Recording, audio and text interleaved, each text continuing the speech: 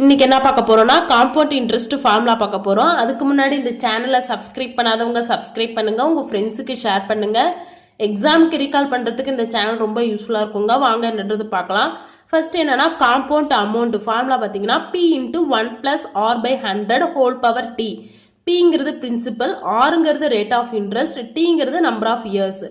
Compound interest கண்டுபிடிக்கணும்னா அதோட formula என்னன்னா amount minus principal. If interest is compounded half yearly, இதோட formula A is equal to P into 1 plus R/200 whole power 2n. If interest is compounded quarterlyங்கிறப்ப A is equal to P into 1 plus R/400 whole power 4n.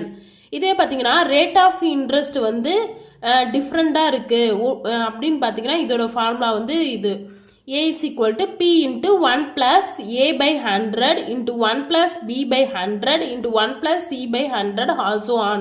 அதாவது இங்கே rate of interest தான் இதெல்லாம், இங்கே A B Cங்கிறதுலாம். இந்த channel உங்களுக்கு பிடிச்சதுன்னா அப்படியே like பண்ணிடுங்க. தேங்க்யூ.